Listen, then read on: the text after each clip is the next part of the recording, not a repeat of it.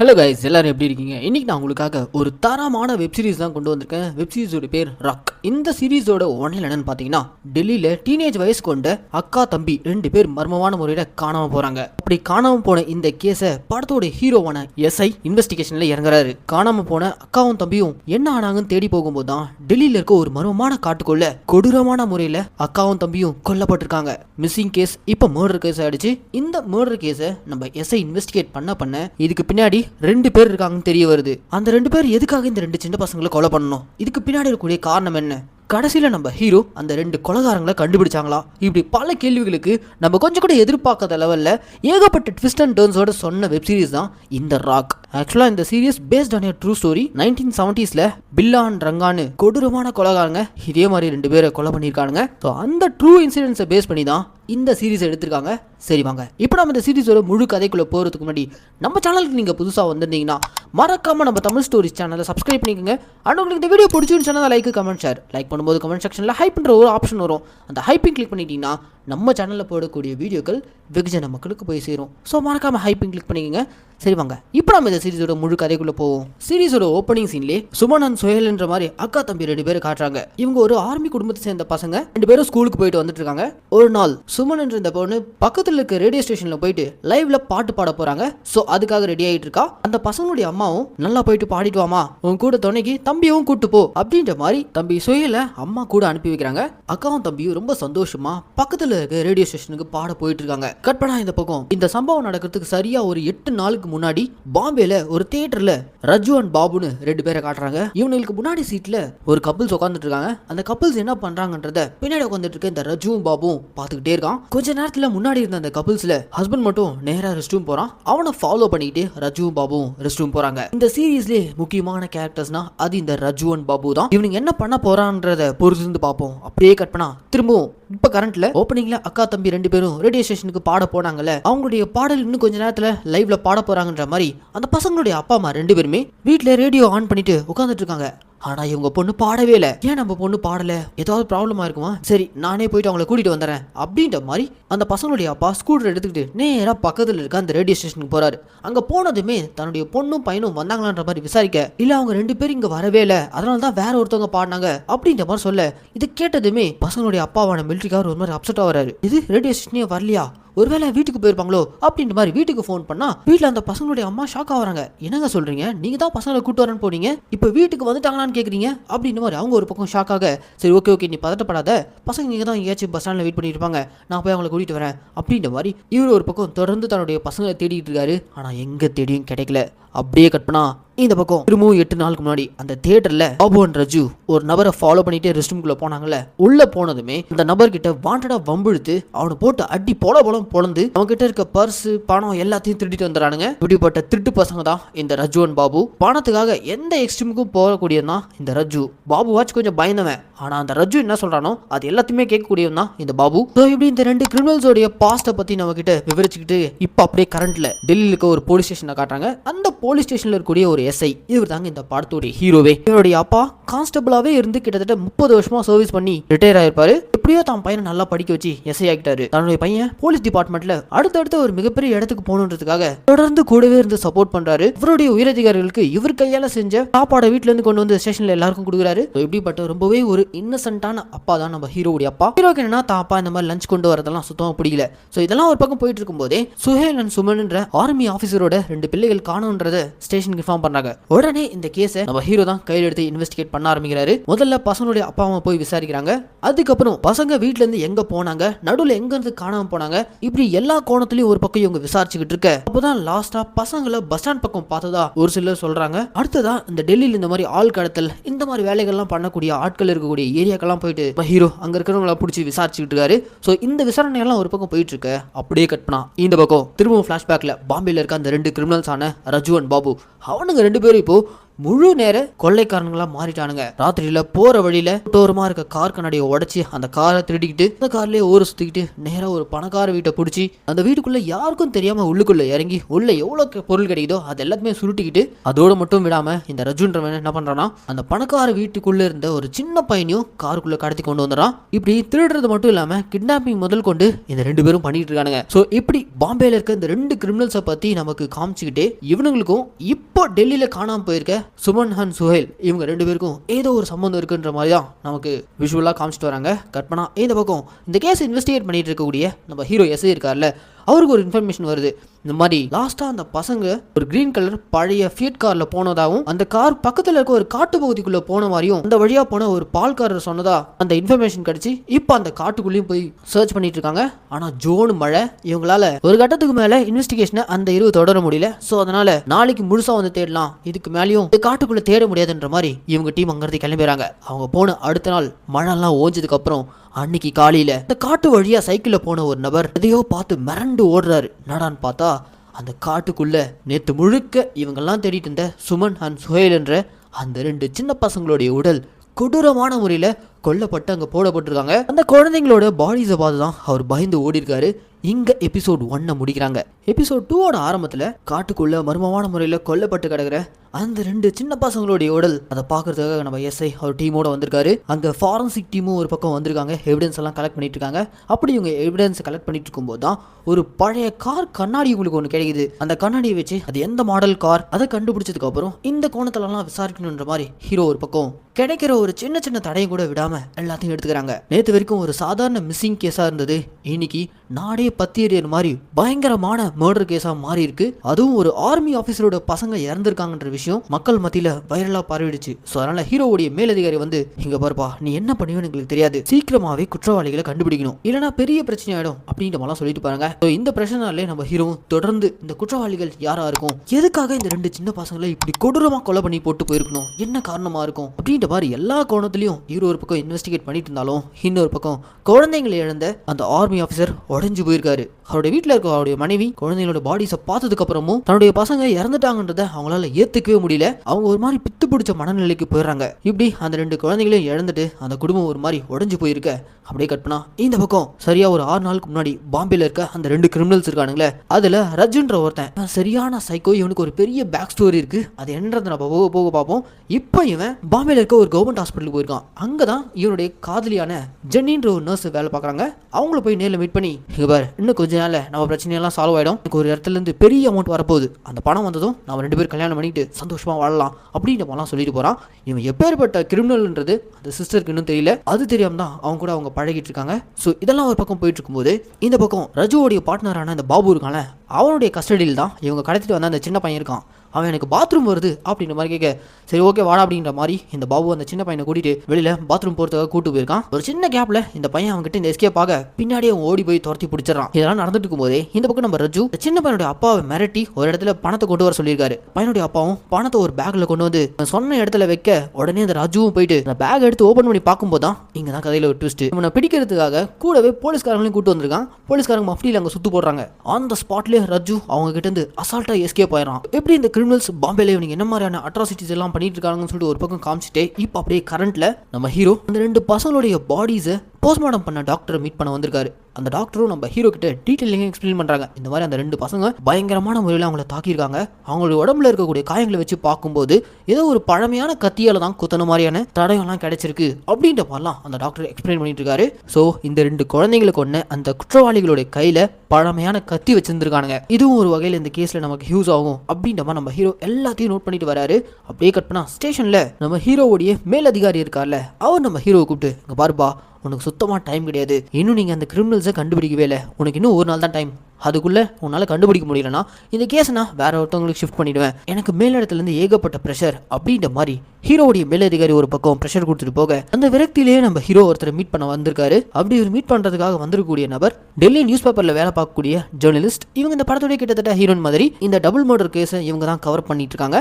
So இவங்க கிட்ட தான் நம்ம ஹீரோ மனசு விட்டு பேசுறதுக்காக வந்திருக்காங்க. ஆக்சுவலாக இவங்க 2 பேரும் லவ் பண்ணிட்டு இருக்காங்க. இப்படி இவங்களுடைய ட்ராக் ஒரு பக்கம் போயிட்டு இருக்கும்போதே கற்பனா இந்த பக்கம் இந்த சின்ன பையனை கடத்தி வச்சு பணம் போடுங்களான்னு பிளான் பண்ணா அவன் போலீஸ் போலீஸ்காரனை கூட்டு வந்தால அந்த கோவத்திலே இந்த ரஜு ரிட்டர்னுடைய இடத்துக்கு வந்ததும் அந்த சின்ன பையனை கொல்றதுக்காக கத்தி எடுக்க அப்ப அவன் கூடவே இருக்கக்கூடிய பார்ட்னர் பாபு வந்து தடுக்கிறான். டேய், அவங்க அப்பா போலீஸ் கிட்ட பிடிக்க ட்ரை பண்ணானா அந்த சின்ன பையனா பாவம் பண்ணுவான் அப்படின்ற மாதிரி பாபுன்றவன் ரஜுன்றவன் தடுக்க ட்ரை பண்றான். ஆனா அந்த ரஜு ஒரு மாதிரி வெறி பிடிச்ச மாதிரி அந்த குட்டி பையனை கொலை பண்ண ட்ரை பண்ணிட்டு இருக்கான். ஆனா பாபு இல்லைங்க, அவனை பிடிச்சி அழுத்தி அவனை நீ இப்போ அந்த குட்டி பையனை கொலை பண்ண நான் உன்னை கொண்டுண்டா அப்படின்ற மாதிரி கழுத்தை நெருக்க சரிடா எதுவும் பண்ண மாட்டேன் அப்படின்ற மாதிரி ரஜு விட்டுறான். இவனுக்கு போட்டுட்டு இருந்த இந்த சண்டையை பார்த்துட்டு அந்த குட்டி பையன் ஒரு மாதிரி பயந்து போய் கத்திக்கிட்டே இருக்க ஒரு கட்டத்துக்கு மேல அந்த சின்ன பையனுடைய அந்த கதறல் சத்தத்தை கேட்டு இரிட்டேட் ஆன அந்த ரஜு கையில வச்சு இந்த கத்தியால போயிட்டு சர மாதிரியா வெட்டி வீசிடுறாங்க. அவ்வளோதான், அந்த சின்ன பையனை கொன்னதும் அதை பார்த்து பாபு ஒரு பக்கம் ஷாக் ஆகிறான். ஏன்டா எதுக்குடா இப்போ அந்த சின்ன பையனை கொன்ன அப்படின்னு மாதிரி அவன் ஒரு பக்கம் சண்டை போட, டே பாபு உனக்கு தான் தெரியும்ல எனக்கு ஒரு மாதிரி சுருன்னு ஏறிச்சுரா, அந்த டைமில் நான் என்ன பண்ணுவேன்னு எனக்கே தெரியாது. சரி ஓகே, தப்பு நடந்துடுச்சு, இதுக்கு மேலே நம்ம இந்த ஊரில் இருக்க வேணாம், வா நம்ம கிளம்பலாம் அப்படின்ற மாதிரி இந்த ரஜு பாபுவை கூட்டிட்டு பாம்பேலேருந்து டெல்லிக்கு போகிற ட்ரெயினை பிடிக்கிறானுங்க. ஸோ இப்படி தான் இவனுங்க டெல்லிக்கு ட்ராவல் பண்ணி வந்திருக்கானுங்க. அப்படியே கட் பண்ணா இந்த பக்கம் இப்போ கரண்ட்ல நம்ம ஹீரோ எஸ்ஐ இந்த டபுள் மர்டர் கேஸில் இன்வால்வ் ஆயிருக்க அந்த கிரிமினல்ஸை எப்படி கண்டுபிடிக்கிறதுன்னு தெரியாம அன்னைக்கு ராத்திரியே சுஹேலும் சுமனும் சாகிறதுக்கு முன்னாடி லாஸ்டா எங்கெங்கெல்லாம் போனாங்களோ அந்த ஸ்பாட்க்கெல்லாம் நம்ம ஹீரோவும் தனியாவே ஜீப் எடுத்துட்டு போயிட்டு பாக்குறாரு. கடைசியா அந்த பசங்க கொல்லப்பட்டு கிடந்த அந்த ஃபாரஸ்ட் அந்த ஏரியாக்குள்ளே போய் பாக்குறாரு. உள்ள பசங்களை இழந்த ஆர்மி ஆஃபீஸர் இருக்கார்ல, அவர் அந்த இடத்துல தண்ணி மரமா நின்றுட்டு இருக்காரு. எஸ், அவருக்கு தான் பசங்களை கொன்னவங்களை கண்டுபிடிச்சே ஆகணும் அப்படின்ற மாதிரி அவரு ஒரு பக்கம் வெறியில சுத்திக்கிட்டு இருக்காரு. இங்க எபிசோட் 2 முடிக்கிறாங்க. எபிசோட் 3யோட ஆரம்பத்திலே இந்த கேஸை இன்வெஸ்டிகேட் பண்ணிட்டு இருக்கக்கூடிய போலீஸ் ஆஃபீஸரான நம்ம ஹீரோ இருக்கார்ல, அவர் நேற்று ராத்திரி கிரைம் நடந்த அந்த ஸ்பாட் எல்லாம் விசிட் பண்ணிட்டு வந்தார்ல. அப்படி விசிட் பண்ணி வந்துட்டு இருக்கும்போது தான் அந்த காட்டு வழியில ஒரு பள்ளத்தாக்குல ஒரு கார் கவிழ்ந்து இருக்கிறத பாக்குறாரு. உடனே அவர் இறங்கி போயிட்டு அந்த காரை செக் பண்ணி பார்க்கும்போது தான் அந்த 2 கிரிமினல்ஸும் கொல்லப்பட்ட அந்த 2 சின்ன பசங்களை இந்த கார்ல தான் கிட்னாப் பண்ணிட்டு போயிருந்திருக்கானுங்க. சம்பவம் நடந்ததுக்கு அப்புறம் இந்த கார் இங்க வந்து ஆக்சிடென்ட் ஆகி கிடக்கு. இந்த கேஸ்ல இந்த கார் கிடைச்சது ஒரு மிகப்பெரிய பிரேக் த்ரூ. ஸோ இதை வச்சு இப்போ இன்வெஸ்டிகேஷனை அடுத்த கட்டத்துக்கு நம்ம ஹீரோ கொண்டு போறாரு. இதுக்கு இடையில குழந்தைங்களை இழந்த அந்த பாதிப்புலேருந்து குழந்தைங்களுடைய அப்பா அம்மா இன்னும் மேலைங்க. அதுலேயும் குறிப்பாக குழந்தைங்களோட அம்மா இருக்காங்களே, அவங்க ஒரு ஸ்கூலில் டீச்சராக வேலை பார்க்குறாங்க. அவங்க இன்னும் அவங்க பசங்க இறந்ததை ஏற்றுக்காம தன்னுடைய பசங்க இன்னும் இங்கே தான் இருக்காங்க, ஸ்கூலில் படிச்சுக்கிட்டு இருக்காங்கன்ற மாதிரி இவங்க வேலை பார்க்குற ஸ்கூலுக்கு கிளம்பி போகிறாங்க. இவங்களுடைய இந்த நடவடிக்கையெல்லாம் பார்த்துட்டு ஹஸ்பண்ட் ஒரு பக்கம் மன உளைச்சல் கால வராரு. ஸோ இப்படி குழந்தைங்களை இழந்துட்டு அந்த குடும்பம் எப்படி இப்படிலாம் இன்னல்களை ஃபேஸ் பண்ணுறாங்கன்னு சொல்லிட்டு ஒரு பக்கம் காமிச்சிட்டு இருக்க. அப்படியே கட் பண்ணா இந்த பக்கம் இந்த கேஸ்லேயே ஒரு முக்கியமான எவிடன்ஸாக கிடைச்சிருக்கக்கூடிய அந்த கார், அதான் இப்போ ஃபாரன்சிக் டீம்ல இருக்கவங்க எல்லாரும் வந்து செக் பண்ணிட்டு இருக்காங்க. அப்படி செக் பண்ணிட்டு இருக்கும்போது தான் அந்த காருக்குள்ள ஒரு பழமையான கத்தி கிடைக்குது. அந்த கத்தியில சூரன்வாலான்னு பேர் எழுதிருக்கு. ஆக்சுவலா இந்த கத்தி நம்ம இந்தியாவோட இண்டிபெண்டன்ஸ்க்கு முன்னாடியே செய்யப்பட்ட கத்தி. ஒரு சில பேர்கிட்ட தான் இந்த மாதிரி வகையான கத்திகள் வச்சிருக்காங்க. அந்த கத்தியில எழுதியிருக்க சூரன்வாலா, அவனை தேடி போனா ஏதாவது விடையும் கிடைக்கும்ன்ற மாதிரி போலீஸ் அந்த கோணத்துல விசாரிக்க ஆரம்பிக்கிறாங்க. அப்படியே கட் பண்ணா சரியா அந்த சம்பவம் நடக்க 4 நாள் முன்னாடி பாம்பேல ஆல்ரெடி ஒரு சின்ன பையனை கொன்னுட்டு அந்த 2 கிரிமினல்ஸும் டெல்லி ட்ரெயினை பிடிச்சி டெல்லிக்கு வந்து இறங்கிட்டானுங்க. அப்படி டெல்லிக்கு வந்ததும் ஒரு கோயிலில் சாப்பிட்டுட்டே 2 பேரும் பேசிக்கிறாங்க, அடுத்து என்ன பண்ணலாம் சொல்லிட்டு. ஒரு பக்கம் பாபு வந்து கூட இருக்க இந்த ரஜு ஒரு மாதிரி கண்ட்ரோல் இழந்து அந்த சின்ன பையனை கொண்டான்ற கோவத்தில் இன்னும் அவங்க கூட பேசாமலே இருக்கான். ஆனா ரஜு பாபு கிட்ட ஒரு மாதிரி எமோஷனலா பேசி, உன்னை விட எனக்கு யாரா இருக்கா, ப்ளீஸ் டா தயவு செஞ்சு பேசு, இதுக்கப்புறம் நான் இந்த மாதிரிலாம் பண்ண மாட்டேன், நம்ம 2 பேரும் இப்போ வேற ஏதாவது பண்ணுவோம் அப்படின்னு மலை கேட்க. சரி ஓகே, இந்த ஊர்ல பியாரேன்னு எனக்கு ஒரு ஃப்ரெண்ட் இருக்கான், அவன் 5 ஸ்டார் ஹோட்டல்ல வேலை பார்க்கறான், அவன் கிட்ட போனா கண்டிப்பா நமக்கு ஏதாவது வேலை கிடைக்கும் அப்படின்ற மாதிரி பாபு சொல்ல. ஓ, உனக்கு 5 ஸ்டார் ஹோட்டல்ல வேலை பார்க்குற அளவுக்கு ஃப்ரெண்ட் இருக்கானா, சரி ஓகே அவனை போய் பார்க்கலாம் அப்படின்ற மாதிரி ரஜு ஒத்துக்கிறான். ஸோ இவனுக்கு 2 பேரும் இப்போ 5 ஸ்டார் ஹோட்டல்ல வேலை பார்க்கக்கூடிய பியாரேன்ற அந்த நபரை சந்திக்கிறதுக்காக போறாங்க. கட் பண்ணா இப்போ கரண்ட்ல பசங்களை கொல்றதுக்காக கிரிமினல்ஸ் யூஸ் பண்ண அந்த கத்தி, அதுல இருக்கக்கூடிய சூரன்வாலான்ற அந்த பேர், அதை வச்சு நம்ம ஹீரோ இப்போ சூரன்வாலாவுடைய அட்ரஸை கண்டுபிடிச்சு வந்துட்டாங்க. அங்க வந்ததும் ஒரு கடைக்காரர்கிட்ட இங்க சூரன்வாலா எங்க இருக்காரு அப்படின்ற மாதிரி கேட்க, சூரன்வாலாவா அவர்லாம் எப்போ செத்துட்டாரு, வீடு இந்த இடம் இதெல்லாமே அவருடைய தான், ஆனா அவருடைய பையன் சரியான குடிகாரன், அது போக அவன் கொஞ்சம் தப்பான பையன், ஸோ அதனால இந்த ஊர்க்காரங்களாம் அவனை அடிச்சு விரட்டி விட்டாங்க, இங்க இருந்த வீடு எல்லாத்தையும் அவங்க வித்துட்டு ஊருக்கு வெளியில போய் செட்டில் ஆயிட்டான், அவனுடைய பேர் பல்லு, அவனை நாங்க பாக்கணுமே அப்படின்ற மாதிரி நம்ம ஹீரோ கேட்க, இந்த பல்லுன்றவன் ஊருக்கு வெளியில 5 ஸ்டார் ஹோட்டல் இருக்கு, எப்போ அங்கே தான் குடிச்சிட்டு விழுந்து கிடப்பான் அப்படின்ற மாதிரி சொல்லி அனுப்ப. அப்படியே கட் பண்ணா சரியா 4 நாள் முன்னாடி பாபு ரஜு கூட்டிட்டு 5 ஸ்டார் ஹோட்டலில் வேலை பார்க்குற பியாரவன்ற அவனுடைய ஃப்ரெண்டை சந்திக்கிறதுக்காக கூட்டு போயிருக்கான். 5 ஸ்டார் ஹோட்டல்னு ரொம்ப பெருசா இருக்குன்ற மாதிரி ரஜு இமேஜின் பண்ணிட்டு வந்திருப்பான். பார்த்தா அது ஒரு டுபாகு ஒரு பாரா இருக்கும். ஸோ அந்த பாருக்குள்ள போனதும் உள்ள ஒருத்தர் பாட்டு பாடிக்கிட்டு இருக்காரு. அவருடைய பேர் தான் பியாரே. பியாரே தான் பாபுவோடைய ஃப்ரெண்டு. ஒரே நேரத்தில் லேடி கெட்டப்போ சேர்த்து போட்டு ஜாலியா பாட்டு பாடிக்கிட்டு இருக்காரு. அவருடைய பாட்டை அதே பார்ல இருக்க ஒருத்தன் குடிச்சிட்டு ஃபுல்லா ரசிச்சுட்டு இருக்காங்க. என்னுடைய பேர் தான் அந்த பல்லு. அந்த பாருக்குள்ள போனதும் பாபு வந்து பியாரவை கூப்பிட, இல்லைங்க இந்த கச்சேரி முடிச்சுட்டு வரேன் அப்படின்ற மாதிரி அவரும் பாட்டு பாடியெல்லாம் முடிச்சதுக்கு அப்புறம் அன்னைக்கு ராத்திரி இந்த பியாரே பாபுவும் ரஜியும் கூட்டிட்டு பார்ல இருந்து கிளம்பி வெளியில வராங்க. அப்படி வெளியில வரும்போதே இந்த பல்லு இருக்கான்ல, அவன் பியாரை கிட்ட தப்பா நடந்துக்க பாக்குறான். உடனே கூட இருக்க பாபுவும் ராஜும் அவனை அடிச்சு தள்ளி விட்டு பியாரை கிட்டிட்டு அவனோட வீட்டுக்கு வந்துறாங்க. அப்படி வீட்டுக்கு வந்ததும் அன்னைக்கு ராத்திரி 3 பேரும் ஃபுல்லா குடிக்கிறாங்க. அப்படி குடிச்சிட்டு இருக்கும்போது தான் இந்த பியாரே இந்த ஊருக்கு வந்து இவன் எவ்வளவு கஷ்டப்பட்டு இருக்கான், இவன் அந்த பல்லுன்றவன் பயங்கரமா அபியூஸ் பண்றான் அதெல்லாம் சொல்றாங்க. அதோட சேர்ந்து இந்த பல்லு கிட்ட ஏகப்பட்ட பணம் இருக்கு அப்படின்ற விஷயத்தையும் சொல்ல, ஓ அந்த பல்லுன்றவன் ஒரு பெரிய ஜமீன் வீட்டு பையனா, அப்ப அவனை போயிட்டு பிடிச்சா நல்ல அமௌண்ட் தேருன்னு சொல்லு அப்படின்ற மாதிரி ராஜு அப்பவே பிளான் பண்ணிடான். இப்படிதெல்லாம் ஒரு பக்கம் போயிட்டு இருக்கும் போதே அப்படியே கட் பண்ணா இந்த பக்கம் இப்ப கரண்ட்ல இந்த கேஸை இன்வெஸ்டிகேட் பண்ணிட்டு இருக்கக்கூடிய நம்ம ஹீரோவை டாக்டர் கூப்பிட்டு இவங்களுக்கு கிடைச்ச அந்த கிரிமினல்ஸ் யூஸ் பண்ண காரை காமிக்கிறாரு. அந்த காருக்குள்ள பாத்தீங்கன்னா ஃபுல்லா ஏகப்பட்ட பிளட் ஸ்டெயின்ஸா இருக்கு. இந்த பிளட் குற்றவாளிகள் தான் கூட இருக்கலாம். ஏன்னா கிரிமினல்ஸ் கிட்ட பிடிபட்ட அந்த 2 குழந்தைங்களும் கிரிமினல்ஸை போட்டு பயங்கரமா தாக்கியிருக்காங்க.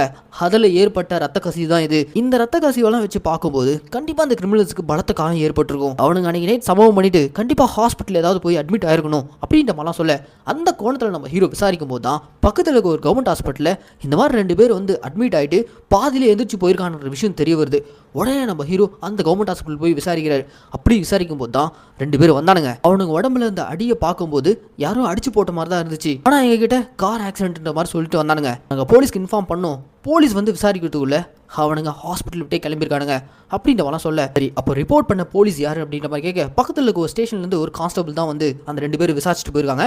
அந்த கான்ஸ்டபிளை கூப்பிட்டு, யோ இப்படி ஒரு சம்பவம் நடந்திருக்கு, அந்த 2 பேரை பிடிச்சி வைக்காம உங்களை யார் விட சொன்னது அப்படின்னு நம்ம ஹீரோ அந்த கான்ஸ்டபிளை பிடிச்சி கேட்க, இல்லை சார் அவனுக்கு 2 பேரும் ஆல்ரெடி அடிபட்டு இருந்தாங்க, அவனுக்கு ஏதோ கூலி தொழில் செய்யணும்னு தான் சொன்னானுங்க, பார்க்கவே பாவமாக இருந்துச்சு, ஆனால் அவங்களுடைய பேரும் அட்ரஸும் நான் நோட் பண்ணேன், அப்புறம் தான் அவனுக்கு அனுப்பினேன் அப்படின்ற மாதிரி அந்த கான்ஸ்டபிள் சொல்ல, சரி ஓகே நோட் பண்ண அந்த அட்ரஸ் கொடுக்குன்ற மாதிரி நம்ம ஹீரோ இப்போ அந்த அட்ரஸை வாங்குறாரு. அந்த அட்ரஸை வாங்கிட்டு நேரா இப்போ அந்த அட்ரஸை நோக்கி தான் போயிட்டு இருக்காரு. அப்படியே கட் பண்ணா சரியா இந்த சம்பவம் நடக்க 4 நாள் முன்னாடி பாபு ராஜுவும் ஃபுல் போதையில் இருக்க இந்த பியாரோவை கூட்டிட்டு நேரா இப்போ அந்த பல்லுவோட வீட்டுக்கு தான் போயிருக்காங்க. அப்படியே அந்த பல்லுவோட வீட்டுக்கு போனதும் அந்த பல்லு இருக்கான்ல அவன் பியாரோவை பார்த்ததுமே எனக்கு தெரியும்டா நீயே என்ன தேடி வருவேன்னு சொல்லிட்டு அப்படின்ற மாதிரி அவன் தப்பா நடந்துக்க பாக்குறான். ஹே நான் தனியா வரலடா 2 பேரை கூட்டு வந்திருக்கேன் அப்படின்ற மாதிரி பியாரோ இவங்க கூட கூட்டு வந்த ரஜுவன் பாபுவை இறக்கி விடுறான். அவனுக்கு 2 பேரும் இப்போ பல்லுவை போட்டு பொலம் பொழந்து அவனை லாக் பண்றாங்க. அப்படி அவனை கயிறு கட்டி லாக் பண்ணிட்டு அவங்க வீட்டுல கிடைக்கக்கூடிய பொருட்கள் எல்லாத்தையுமே இவனுக்கு திருடிட்டு இருக்கானுங்க. அப்படி இவனுக்கு சுருட்டிட்டு இருக்கும் போதே இவனுக்கு இந்த அளவுக்கு பல்லுவை போட்டு அடிச்சதை பியாரையை பார்த்துட்டு பயந்து அங்கிருந்து தப்பிச்சு அவனுடைய ஸ்கூட்டர் எடுத்துட்டு எஸ்கேப் ஆயிடறான். ஆனா பல்லு வீட்டுல திருட இறங்கி இருக்கக்கூடிய ரஜுவன் பாபுவும் கையில கிடைக்கக்கூடிய பொருள் எல்லாம் சுருட்டிட்டு இருக்காங்க. அப்படி சுட்டும் போது தான் அங்க ஒரு பழங்கால கத்தி இருக்கிறதையும் பாக்குறானுங்க. ஸோ இப்படிதான் இவனுங்க கைக்கு சூரன் வாழன்ற அந்த கத்தி கைக்கு வந்திருக்கு. ஸோ அந்த கத்தியும் சுருட்டிக்கிட்டு எல்லாத்தையும் மூட்டை கட்டிட்டு வெளியில வந்தா இவனுங்க கூட கூட்டு வந்த பியாரவே காணும். எப்படி இங்கிருந்து எஸ்கேப் ஆகுதுன்னு சொல்லிட்டு ரோடு ஓரமா நடந்து போயிட்டு இருக்கும் போதா ஒரு ஃபியட் காரை பாக்குறானுங்க. உடனே அந்த காரை திருடிட்டு அங்கிருந்து எஸ்கேப் ஆகிறானுங்க. ஸோ இப்படி தான் இவனுக்கு கைக்கு கத்தி காரெல்லாம் வந்திருக்கு. ஸோ இதெல்லாம் நமக்கு ஃப்ளாஷ்பேக்கில் காட்டி முடிச்சதும் இப்போ கரண்ட்டில் ஹாஸ்பிட்டலில் அவனுக்கு சொல்லிட்டு போன அந்த அட்ரஸ்க்கு நம்ம ஹீரோ போய் பார்க்குறாரு. ஆக்சுவலாக அந்த அட்ரஸில் யார் இருந்திருக்கான்னு பார்த்தீங்கன்னா அது இந்த பியாரை இருந்த அட்ரஸ் தான் இவனுக்கு கொடுத்துட்டு போயிருக்கானுங்க. கடைசியாக அவனுங்க இங்கே தான் தங்கி இருந்துட்டு போயிருக்கானுங்க. அதுக்கான தடயங்கள்லாம் அங்கே இருக்குது. அதெல்லாம் நம்ம ஹீரோ அங்கே எடுத்து பார்த்துட்டு இருக்க இங்கே எபிசோட் 3 முடிகிறாங்க. இப்போ எபிசோட் 4 ஆரம்பத்திலே அந்த 2 சின்ன பசங்களுக்கு கோரமான சம்பவம் நடக்கிற அந்த ஈவினிங் ஜோனு மழை. அந்த மழையில் அந்த வழியா ஒரு பால்காரர் போயிருப்பாரு. அவர் சைக்கிள்ல போயிட்டு இருக்கும்போது அவரை கிராஸ் பண்ணி வேகமா அந்த கார் போயிருக்கும். அந்த காரோடைய பின்பக்கம் சீட்டுக்குள்ள இருந்து கிரிமினல்ஸ் கிட்ட மாட்டிக்கிட்டு இருக்க அந்த 2 சின்ன பசங்களுடைய கதறல், அண்ணா எங்களை வந்து காப்பாத்துங்க அப்படின்ற மாதிரி காருக்குள்ள இருக்க அந்த 2 சின்ன பசங்களும் கதற, அந்த கதறல் சத்தம் கேட்டதுமே பால்காரர் பின்னாடியே போயிட்டு அந்த காருக்குள்ள இருக்க மாட்டிக்கிட்டு இருக்க அந்த குழந்தைகளை காப்பாற்ற முயற்சி பண்ணிருக்காரு. ஆனா அந்த கிரிமினல்ஸ் அந்த பால்காரரை ஒரே இடி, அவ்வளவுதான் அவர் அங்கேயே விழுந்துடுறாரு. அவர் விழுந்ததுமே அவர் கால் அடிபட்டுடுது. சோ இப்படி இந்த பால்காரர் சம்பவம் நடந்த அன்னைக்கு இவர் பார்த்தத ஹீரோயின் ஜேர்னலிஸ்ட் இருக்காங்களே அவங்க கிட்ட சொல்லிட்டு இருக்காரு. கட் பண்ணா இந்த பக்கம் நம்ம ஹீரோ இந்த கேஸ்ல இன்வால்வ் ஆயிருக்க அந்த சூரன் வாலான்ற அந்த வெப்பனை வச்சிருந்த பல்லு அவனுக்கு என்னாச்சு அவனை இன்னும் கண்டுபிடிக்கல. சோ அவனுடைய அட்ரஸ் தேடி போறாரு. அப்படி தேடி போகும்போது தான் அவனுக்கு ஒரு ஃப்ரெண்ட் இருக்கான். அந்த ஃப்ரெண்டோட வீட்டுக்கு போயிட்டு இந்த மாதிரி உனக்கு பல்லுவோட வீடு தெரியும்ல, வா எங்களுக்கு போய் கூட்டு போய் காட்டு அப்படின்ற மாதிரி அந்த ஃப்ரெண்டை கூட்டிட்டு பல்லுவோட வீட்டை கண்டுபிடிக்கிறாங்க. அப்படி இவங்க பல்லுவோட வீட்டுக்குள்ள போகும்போது உள்ளுக்குள்ள இருந்து பயங்கரமான பேட்ஸ்மெல் அடிக்குது. என்னன்னு சொல்லிட்டு உள்ள சர்ச் பண்ணி பார்க்கும்போது தான் ஒரு பெரிய உடன் பாக்ஸ்க்குள்ள ஒரு பாடி இருக்கு. அந்த பாடி பல்லுவோடைய பாடி. லாஸ்டா அந்த கிரிமினல்ஸ் இந்த பல்லுவோடைய வீட்டை மொத்தமா சூறையாடிட்டு அவனை தூக்கிட்டு போயிட்டு அந்த பாக்ஸ்குள்ள போட்டு அடைச்சி அவனை கொலை பண்ணிட்டு எஸ்கேப் ஆயிருக்கானுங்க. நம்ம நினைக்கிறத விட அந்த கிரிமினல்ஸ் ரொம்ப கொடூரமானவங்களா இருக்கானுங்களே அப்படின்ற மாதிரி நம்ம ஹீரோ தொடர்ந்து இந்த கேஸ்ல இன்வெஸ்டிகேட் பண்ணிட்டு இருக்க. அப்படியே கட் பண்ணா இந்த பக்கம் இந்த கிரிமினல்ஸ் சரியா 3 நாளுக்கு முன்னாடி இந்த பல்லுவை கொண்டுட்டு வீட்டுக்கு வந்ததும் அவன் வீட்டுல இருந்து திருடிட்டு வந்த அந்த கத்தியை ஃபுல்லா வாஷ் பண்ணிட்டு அடுத்து என்ன பண்ணலாம் அப்படின்ற மாதிரி யோசிக்கும் போது தான் முதல்ல பல்லு வீட்டுக்கு கூட்டு போன பார் டான்சரான பியாரே அவன் கண்டிப்பா போலீஸ் கிட்ட நம்மள போட்டு கொடுத்துருவான், அவனை விடக்கூடாது அப்படின்ற மாதிரி இவனுக்கு 2 பேரும் இப்போ அந்த பியாரோவை போயிட்டு தூக்குறானுங்க. அவன் இவனுக்கு 2 பேரையும் பார்த்து பயந்து அலறான். டேய் ப்ளீஸ் என்ன விட்டுருங்கடா, உங்களை பத்தி நான் போலீஸ் கிட்ட எதுவும் இன்ஃபார்ம் பண்ண மாட்டேன் அப்படின்னு மாதிரி எவ்வளவு சொல்லி பார்க்கறான். ஆனா இவனுங்க கேட்கற மாதிரி இல்ல. இந்த 2 பேர்ல இந்த பாபு கொஞ்சம் நல்லவனா தான் இருந்தான். ஆனா அவன் இந்த அளவுக்கு கொடூரமானவனா எதுக்காக மாறி இருக்கானா, இந்த பியாரே பாபு இவங்க எல்லாரும் ஒரே ஊரை சேர்ந்தவங்க.